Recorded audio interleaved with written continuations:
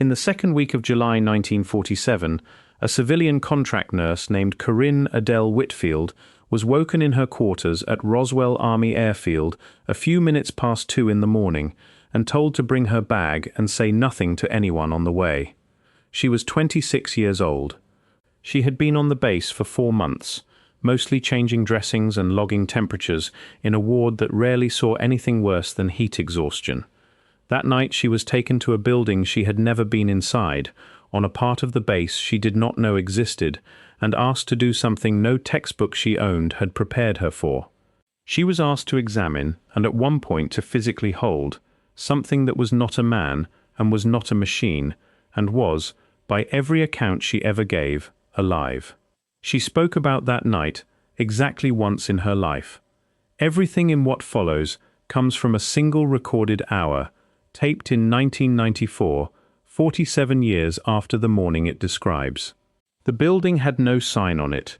Corinne told the woman who recorded her, an oral historian named Loretta Vance who had spent a decade collecting testimony from aging Roswell-era base personnel, that she remembered counting doors on the walk-in, because counting was something to do with her hands while her hands were shaking. 4 doors. A corridor that smelled faintly of bleach, laid over something else, something she could not place until much later. She was met by a flight surgeon she recognized from the officer's mess, a man she would only ever refer to as Dr. R, and by 2 men in plain civilian coats who did not introduce themselves and did not, as far as she could tell, belong to any branch of the service she recognized. Dr. R told her only that she was needed for tactile assessment. He did not explain what the phrase meant. She found out half a minute later, through a final door, in a room lit by a single overhead lamp, where something lay on a draped table under a wool blanket folded back to the waist, its chest rising and falling.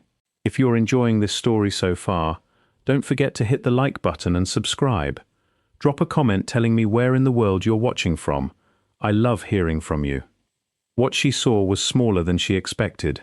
She put its height, later, at somewhere close to 4 feet 6 inches, though she admitted she never got a tape measure near it and was working from the memory of where its feet ended and its head began, relative to the table's edge.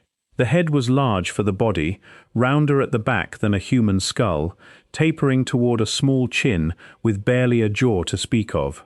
The neck was thin enough that she remembers thinking, on pure nursing instinct, that it should not have been able to hold that head up at all, and yet the head moved, slowly, tracking the room, tracking her. The chest was narrow, the ribs visible where the skin drew tight across the sternum, running at a shallower angle than a human ribcage. The breathing itself was what unsettled her most. In the end, more than anything she touched. Too even, no catch in it, no hitch, no clearing of a throat. In and out on a rhythm that did not vary by so much as a beat the entire time she stood there. Dr. R asked her to check for a pulse at the wrist, since neither of the men in plain coats would put their hands on it themselves, and that is the detail Loretta Vance said she returned to more than any other in 10 years of collecting testimony of this kind. Corinne touched it. She held the forearm, just above where a wrist would sit on a person, and said the skin was cool, several degrees below body temperature by her estimate, and dry in a way that surprised her. Not papery, not scaled, closer to the surface of a mushroom cap, faintly matte, faintly resistant, giving under her thumb and returning to shape the moment she let go. She found no pores, no hair, not even the fine down expected on a human forearm, no visible veins, though something clearly moved beneath the surface, because when she pressed harder, searching for a pulse point, she felt a slow, deliberate throb that was nothing like a human heartbeat, longer between beats, closer to the drawing up of a great breath than a muscle contracting. The color changed depending on where the lamp fell. Under direct light it read as a pale gray, with a faint undertone she compared, more than once, to the inside of an oyster shell, something between silver and green that was not quite either. In shadow, along the ribs and the underside of the arm, it darkened toward the color of wet slate. She noted, almost as an aside, that there was no navel and no visible genitalia, and that the torso simply narrowed from chest to pelvis, without the landmarks she was used to charting on every patient she had ever undressed for examination. The feet, which she saw only briefly when the blanket slipped, were small, four-toed, and turned slightly inward, the soles smooth and pale in a way that reminded her, oddly, of the underside of a mushroom cap all over again, the same word coming back to her twice in one night for two different parts of the same body. The hand itself had 4 fingers, not 5, long and slender, with a thumb set lower on the palm than she expected. The tips were slightly rounded, no nails, though there was a faint ridging at the end of each finger that she compared to the grain in a piece of driftwood. The joints bent in places she did not expect them to bend, and when she lifted the hand to check circulation, the whole arm moved with an ease that unsettled her, as though there were an extra joint somewhere between elbow and wrist that a human arm simply does not have. Its eyes were the part she spoke about least and remembered most. Large, she said, larger in proportion to the head than anything she had encountered, with no true white to them at all, a black so total that at first she thought they were closed, and only understood they were open and looking at her when the angle of the lamp caught them and threw back a faint, wet shine, the way a cat's eyes catch a flashlight in a barn at night. There is one detail Corinne gave Loretta Vance almost as an afterthought, one she said she had never told anyone before that tape was running, not her husband, not her sister, not the 2 physicians who examined her in the weeks that followed, for reasons nobody explained to her. She said that along the inside of its forearm, close to where she had searched for a pulse, there was a row of faint marks, evenly spaced, almost like stitching that had healed flat, running some 2 inches, which she assumed at the time was an old injury or a surgical scar. She carried that image for decades and never once mentioned it publicly. In a set of interviews gathered independently in the 1980s by a folklorist working an entirely separate account out of a ranch family in Roswell's Western County, one witness, describing a creature he said he found dying in an irrigation ditch that same July, used almost the identical phrase.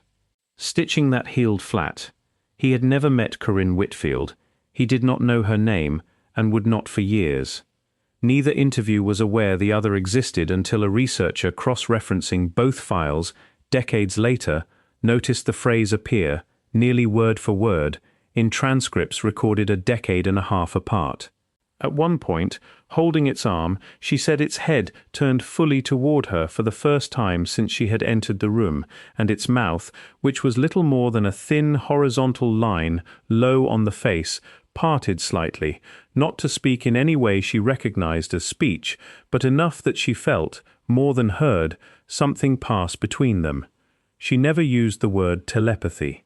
She refused it every time Loretta Vance offered it to her on the tape. She called it, instead, a pressure, a kind of leaning, the sensation of being looked at from the inside as much as from the outside. She said it lasted 3 or 4 seconds, and then Dr. R stepped between them, put a hand on her shoulder, and told her they had what they needed. She was walked out within minutes. One of the men in plain coats, the younger of the 2, waited for her in the corridor and told her, in a tone she described as almost bored, as though he had said the same sentence to a dozen people that week already, that she had not seen anything unusual that night, that the base had a policy regarding rumors, and that her cooperation would be noted favorably. Nobody asked her to sign anything. That surprised her more, she said, than nearly everything else that happened. No form, no oath, no document carrying her name. Just a sentence, delivered once, and the apparent assumption, correct for 47 years, that it would be enough. Her personnel file, the portion of it held in the National Personnel Records collection and reviewed decades later by a private researcher filing under the Freedom of Information Act, shows a service record running cleanly from March of 1947 through the end of June. Then a gap. No entries for the first 3 weeks of July. The record resumes on the 29th of July with a routine notation about a shift change, as though nothing had interrupted it at all. A request for the missing pages, filed in 1998, came back with a form response stating that the relevant records were not located, not classified, not withheld pending review, not located. An archivist's note attached separately states only that a fire at a record storage facility in 1973 destroyed an unspecified quantity of personnel documentation from that period, a fire that has been cited, in other Roswell-adjacent record requests, no fewer than 6 separate times over 5 decades to explain 6 separate gaps in 6 separate files.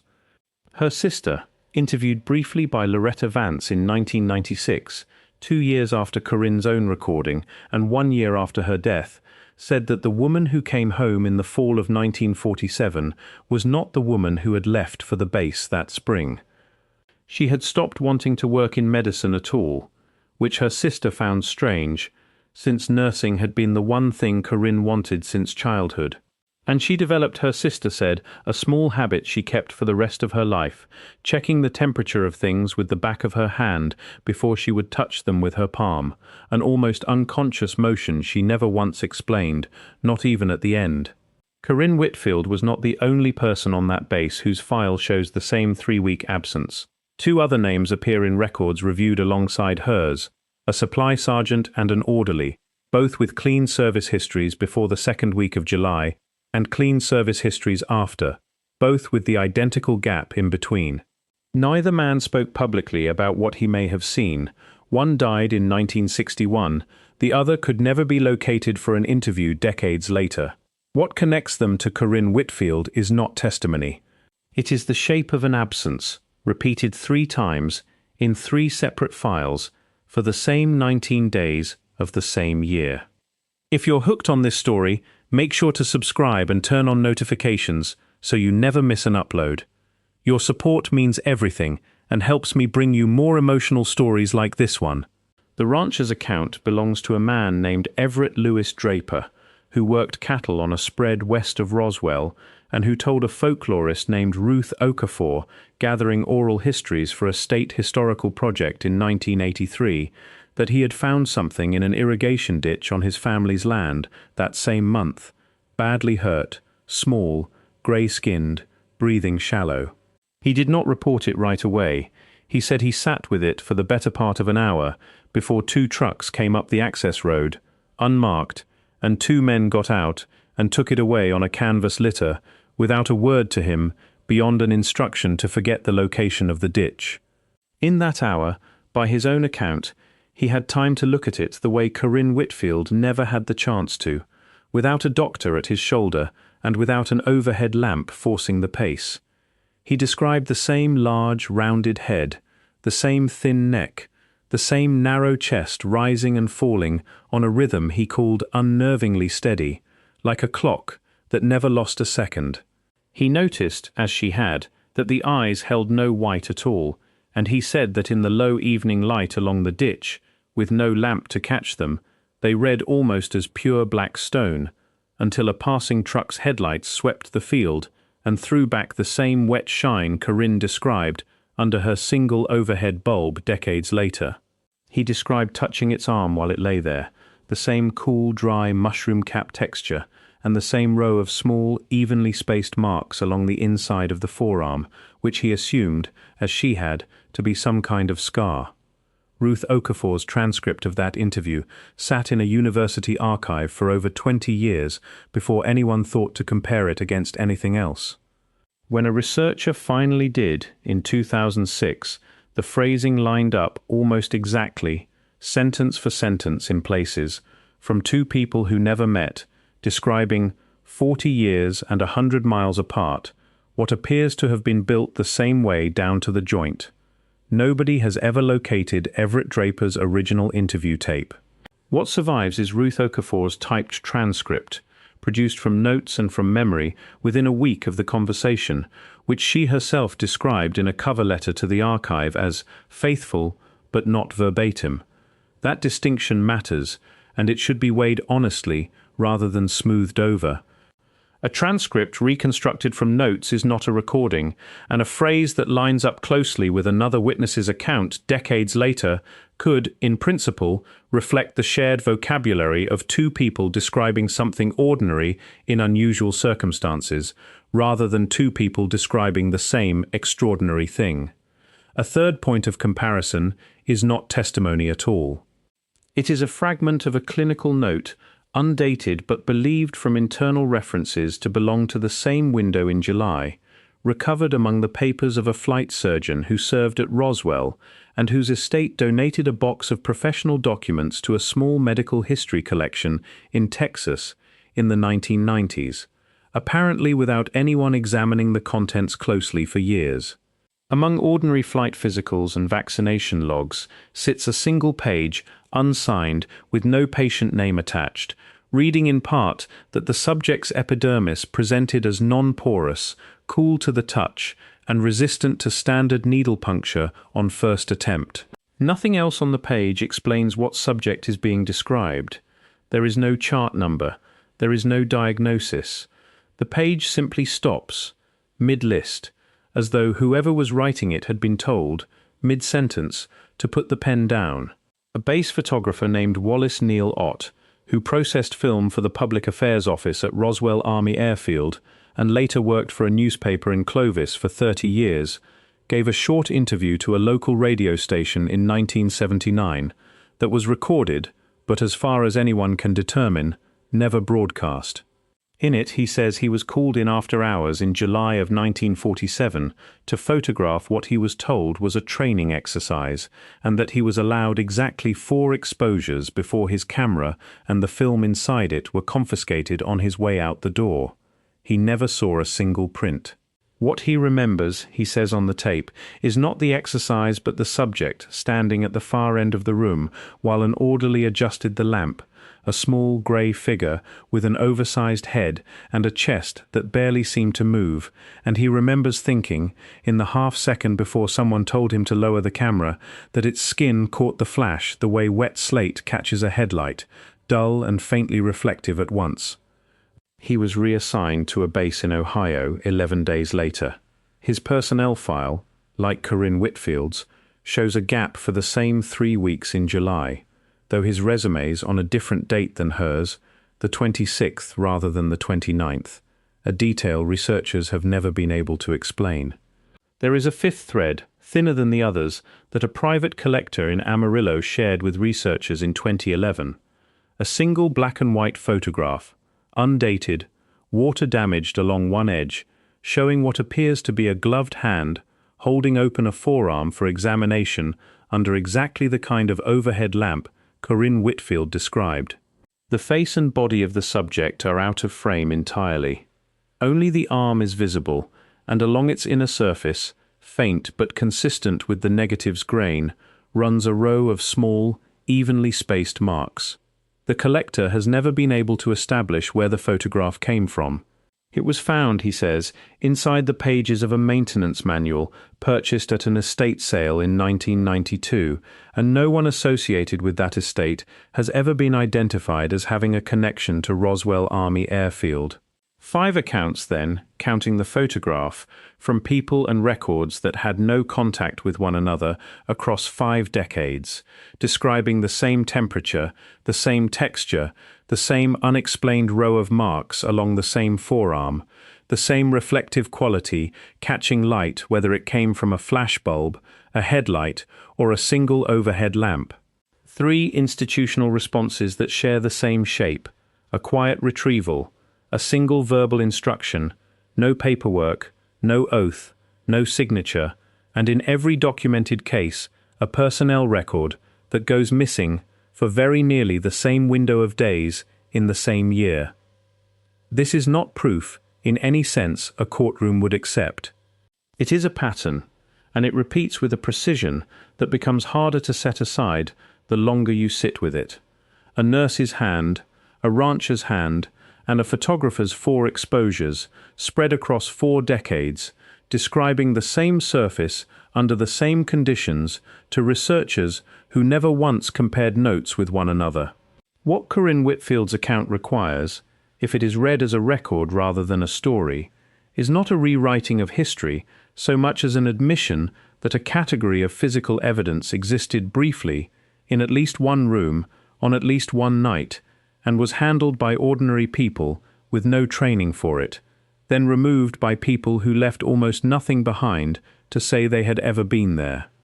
It requires believing that a mushroom cap and wet slate and driftwood grain are the closest words a trained nurse and a working rancher, 40 years and 100 miles apart, could find for something neither of them had a vocabulary for, and that they reached for the same imperfect words independently because the thing under their hands was in fact the same thing.